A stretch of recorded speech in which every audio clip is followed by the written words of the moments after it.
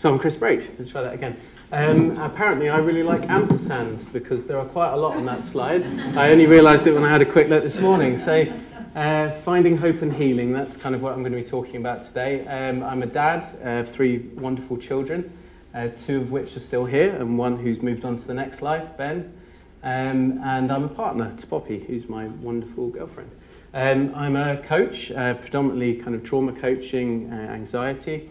I'm one of the founders of Seen and Heard, which is a community interest company that supports the well-being of past and present pupils of boarding and independent day schools, which I'll talk a little bit more about later on. Cool. So before we begin, I just wanted to do something a little bit different, just to take a moment together. So if you kind of humour me on this one, just ask you to close your eyes and put 1 hand on your heart and 1 hand on your belly. And I'm just going to ask you to get comfortable for a second, just ground a little bit. I'm just going to ask you to take a couple of really big deep breaths from the belly. Let the belly lead. And just press a little through your palms and your fingers and just let your body know you're there. And I can feel my heart beating.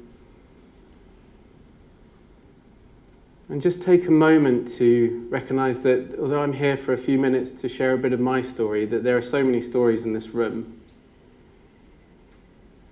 So many stories of hope and healing and survival to bring us all to this place together. And there's just a lot of energy in this room. And I just wanted to take a moment to get out of thinking head and into feeling body. And just recognise that. So when we're making connections today, it's just understanding the beauty of the stories that we've all been through to bring us to this place. And let's take a last deep breath in together. And out. And then back in the room when you're ready. That was as much for my benefit as anyone else's, but I hope someone enjoyed it. Okay, so in our time today, I'm going to talk a little bit about a bumpy start, and that's a bit of an understatement, to be honest, but it was the best I could think of. Trauma, abandonment, and questionable privilege. I'm going to talk about what that kind of bumpy start is about 20 years worth, takes me up to about 20. And then the walking wounded bit is kind of the effects of a bumpy start. The impact of them, the coping mechanisms, and the inevitable collapse. And then I'm going to talk about my favourite subject, which is finding home, finding hope, finding healing, purpose and future. So, the bumpy start, where does it begin? Well, it begins with a little boy. So, lucky. I feel very blessed to be here. My mum didn't want to have children, and my dad was quite insistent and seemed to win whatever argument there was. And so I'm here, and I feel very, very, very grateful and blessed for that. But Mum was never well. She was always emotionally, mentally, physically unwell, and was a drinker, and so suffered very, very bad postnatal depression, and sadly was quite absent from my early years. So I was sat there earlier trying to work out which attachment style I was, and I couldn't work out which. I sort of felt like I fit all of them, so there's a bit of work to do. But yeah, difficult. But yeah, Mum was in and out in my early years, and then at about 5 years old, they divorced. I was rootless, if you like. Dad was a workaholic, Mum was an alcoholic. They were out a lot, so I was raised kind of by a bit of a village of strangers. But in the divorce, if you like, the only thing my mum asked for was for me to go to boarding school and for my dad to pay those fees, even though he couldn't really afford them. We weren't, we were a sort of lower middle class family, if you like. So I was put in the safest place possible, which was a prep school at 7 years old, and that's me. And when you look when I look at that, all I see is teeny tiny little boy off to prep school, and had to adapt to survive very quickly. It was what I call the bottom end of the market, if you like. So this school was primarily military kids, and it was a pretty tough place. It was cold. it was a hungry place, and it was a sad place, a lonely place. And adapting to survive, my main coping mechanism was be liked, be funny, stay safe by kind of surrounding yourself, make friends with the bullies, and I could resonate with so much with what was being said earlier on.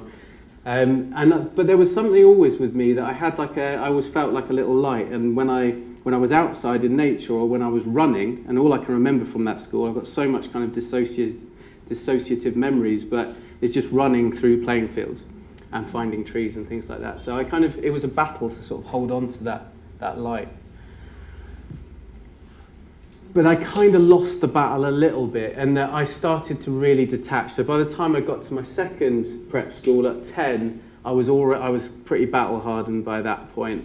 And I was starting to. I didn't have this huge loving home to leave, so I was quite institutionalized, and I was conformer and all that sort of stuff. Lots of sport, but I was finding coping mechanisms, and for me it was music, and it was the angrier and louder and ruder and most offensive seemed to appeal. Don't know why, it still does. I was coping as best as I could, but finally at 13 I came home and from boarding school to go to a day school, but within a year my mum had died of a brain tumour, and it was just the bottom dropped out of the world, and from that point on it was just drugs, booze and survival, and this kind of chameleon response of just whatever room I was in, whatever accents they had, whatever they looked like, whatever music they liked, I did that. So I was chameleonic.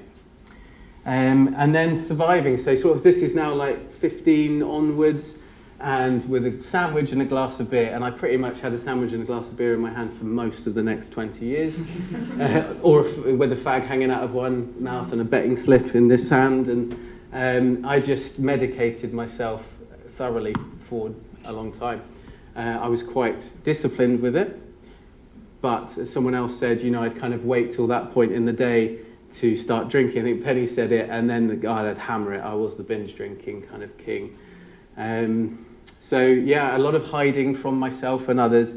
And then just towards the end of my teens, I started to kind of get some connection. My dad remarried a really wonderful woman with 2 lovely children, and we started to build a bit of a home. So I sort of got a little glimpse of what, started to think, well, hang on a minute, that's something I never had.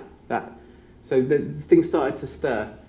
And then kind of off to uni around 1920. But walking wounded, so that's kind of how it began.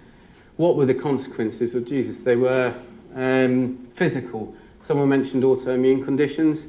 So ulcerative colitis, Crohn's disease, rheumatoid arthritis, gout, skin cancer. I had all this by the age of 25, I think. I just fell apart completely when I moved to London. I was drinking heavily. I was very, very sick, and I was on path to self-destruct. I was just, I was trying to climb a corporate ladder, earn more money, because I thought that's what I was supposed to do, and every penny I earned, I just spent on getting wrecked, basically. Emotionally, my anxiety, I realise now it started at maybe 5 or 6. It's like a football-sized ball in my stomach, and it's like on a wash cycle all the time, or it's a sword above my head, and it's kind of these. I've got it from 2 places. The sword's ready to drop. This is always churning, and I lived with that for years. But my way of doing it is I dissociate just completely from people around me, from myself, and get very angry. I was very rageful, never towards people, because the people-pleasing bit wouldn't let me do that. But I'd get in my car and I'd just scream for hours, or I'd smash things up, or I'd hurt myself through exercise, trying to kind of work out this demon, if you like. And then finally, Mum dying as well, it was the first big hit, and then losing my beautiful son Ben in my early 30s when he was 4 years old was just like to the end of the world. But I'll be honest, at the time, I didn't feel it. I was so good at dissociating by this point, it just didn't land with me. What am I doing for time? It's gone dark. Oh, my timer's gone off. It's not good. Oh, there we go. Thanks. Spiritually, totally lost. I had an ick with the word spiritual for all of my life until the last 3 years, and now I can't shut up about it. Everyone around me is like, God, here he goes again. But I was very lost, really disconnected. I was a militant atheist. You know, I thought anyone who believed in anything was fairy tales and sort of bullshit to make themselves sleep at night. And, you know, I was kind of in the Ricky Gervais camp of cynicism and atheism. So, yeah, that was my spiritual side. And then my world, you know, that I like that quote. If you don't heal from what hurt you, you'll bleed on people who never cut you. And I was hurting people, you know, with my moods, my mood swings, with my, you know, at work. I was, at worst, I could be a tyrant and a bully to the people in my teams at work as I was trying to climb the ladder and survive. And with my children, at my worst, I was, you know, shouty. I was kind of angry daddy, and I wasn't listening, and I was caught up in my work and not hearing their needs. Yeah.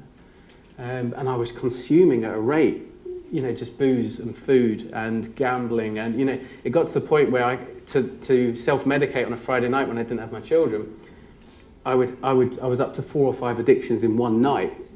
I just didn't. There wasn't enough, if you like, to fill the hungry ghost. So just wanted to talk now about the kind of the healing bit that really is the last 3 years, or a bit longer. But the reason I've just put this unalome up is I'm not Buddhist or sort of any organised religions or anything like that. But what I adore about it is this section allows you to be a total mess for a bit.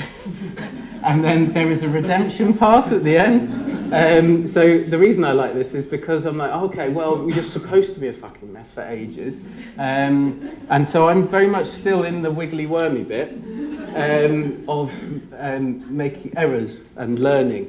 But I feel I'm a little bit further along that chaos loop, or whatever you want to call it, than I was. And I just want to talk to you about a few things that have helped me. So starting at the bottom of the sort of ladder, if you like, was the coping stuff. And actually, I don't regret a single drink I ever had. I don't regret any of the, you know, the sort of brutal exercise or the sex or all the stuff I ate. I got to 19 stone and I was really struggling. Or any of the music, which now leaves, you know, a bit of a ringing in my ears, or anything like that, or the heavy metal. Because at the time I needed them. Yeah, they were so important on my journey. I wouldn't have made it without them. So bless you, thank you. I realised towards the end of my 30s that I had to try something. I knew something was really drastically wrong. And where do you go? You go to your doctor. And you go to the NHS and they prescribe you 6 sessions of CBT with someone who's largely typing at a computer. And it was, I'm not saying that's, I'm sure there's some good ones out there. That was my experience, and I had it 4 or 5 different times and they all kind of did the same thing.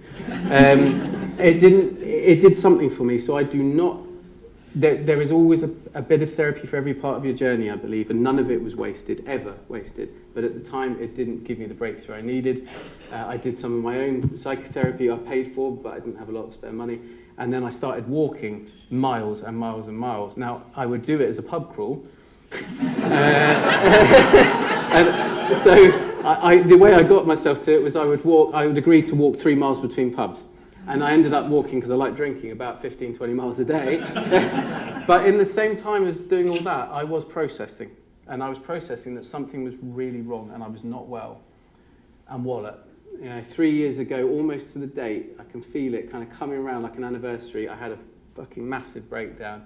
And total dissociation. I can't remember the name. Depersonalization, derealization, completely checked out of my own body.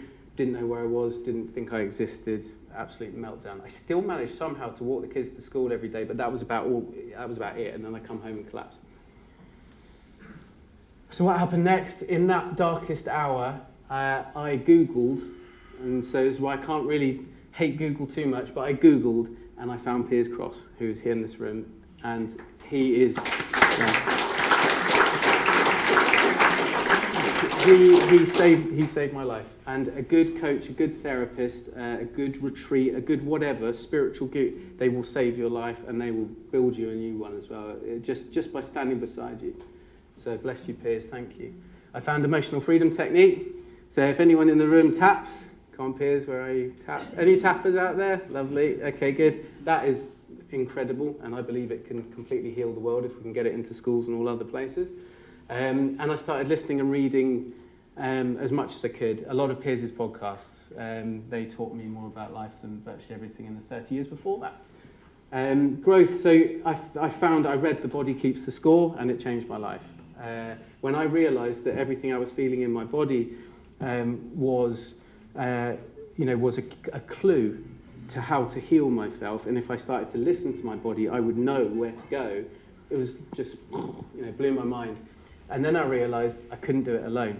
So I found the Mankind Project, which is a charity that does men's work. I found the archetypal system of king, warrior, magician, lover, of how to structure my inner thoughts and to understand my masculinity and all those other bits. And I found meditation, and meditation sort of blew my mind, and I've kind of meditated every day since. That was great. Awakening. So after all this stuff, I started to have real crazy things happening. I had a vision of my own death one day, and it lasted about 45 minutes. And at that point, I knew that I didn't have to be scared anymore because I knew where I ended up. So, just let go kind of thing. Nature, shamanic work, our loss of connection to nature. I'm trying to restore that in my life, and it's been very healing. And then this inner world around parts. It's kind of, some people call it kind of internal family systems or parts therapy, lots of inner child work. I like the king, warrior, magician, lover stuff. But it gives you a structure and a framework, and it really helped me. And then next was purpose, which is where my wound is where my gold is. And I found that then I retrained as a trauma coach, and so I can support people one-to-one and work with others to set up Seen and Heard, which I'll mention in a bit. I learned to trust that there was a path for me, and that all of the stuff that had happened to me had happened for my own good in many ways and for the good of the community around me. And I became committed to the journey rather than destination. So what happens next is speaking up, literally speaking up, because before I'd kind of been hidden behind here with a shot glass. A commitment that I had to go forward. And so many people go, I just can't go there. I'm like, okay, you're going to have to at some point. And the question marks are because I don't actually know what happens next. So there we go. I just want to put a few thoughts up. I think in the interest of time, I will not talk through everyone, but I'll pop these up. So these are the thoughts that changed my life. I am not my thoughts. That was the first one that changed my life. I didn't realise that there was two systems going on in the ego stuff. I deeply and completely love and accept myself, which is from emotional freedom technique. Keep telling yourself that, and at some point you'll believe it. Is it better to be right or happy? A lovely AA elder told me that on a men's group once, and it saved my relationship, that completely. Where there is discomfort, there is growth. Piers, you're going to recognise about 3/4 of these because they're all yours. I am good enough, just get up. That was the biggest one for me. Just, if on those days when I was having my breakdown, I was like, just get up off the floor, get up out of bed, go and have a glass of water, brush your teeth, whatever it is. Your gold is where your wound is. Let no being suffer as I have suffered, which, God, I love that one. We all have a lake of tears to cry. I didn't really understand this, but at the bottom of that lake is the gold. You have to cry it down. And that's also, I think it's on here as well, that grief and joy are two sides of the same coin. So you can't do the joy if you can't do the grief. You've got to go through that. It's okay to lay in the ashes for a while. So it's okay to be a mess for a bit. Not forever, but embrace the mess. I know it in my knower, which is from this wonderful Irish EFT coach called Ted. He just say, I don't need to think it or feel it, but I just know it in my knower, and the knowing place is in here somewhere. Control the controllables, which is just how I show up in the world, and then the difference between thinking, feeling, and knowing. And boarding school is all left brain, rational think. You even say it. You might be in a conversation with someone they say, I think I feel sad. Well, do you think it or do you feel sad? Which one is it? It can't be both. So, just want a quick thing on Seen and Heard, and repping the merch, wearing the t-shirt. We're here to support the well-being of these groups, and we do three things mainly. A website delivers services to ex-pupils, so free groups, specialist therapist directory, all sorts of other bits there that you can see that I won't read out, but we're now sort of starting to help with people's therapeutic costs if they can't meet the costs themselves, which we've launched. The second service is consulting with the schools and governing bodies. We want to be part of the solution, if you like. And we're starting to have some pretty good conversations with the Boarding School Association and others to try and put in place ex-pupil funds to help people who are suffering in adulthood, and also to improve the situation for the kids that are there. And most of those boarding houses now, more than 50% kids from China, Hong Kong, Russia, all those kids who've lost their culture, their language, all that stuff we heard earlier, and my heart is with every one of those, and I don't feel I can leave them there without trying to do something to support. So, and then the third side, campaigning for positive change. There needs to be an awful lot of improvement. Nothing's been done on ICSA in 2 years, and there is work to be done there. So I think I'm coming to the end of my time. Should be bang on time, but so this final slide, how to get in touch. If you're interested in anything we're up to, www.seenheard.org.uk. Have a check out the website. There's lots of interesting stuff. There's a good book list, which all those books on that table are on that list, I think, plus a load of more. If you want to chat to me, there's my own website, Growth Wave, which is the coaching side, and there's my emails up there as well. So just go well, in this community. I feel a lot of love and solidarity for everyone in the room and your journeys and what's brought you here. So bless you and thank you very much.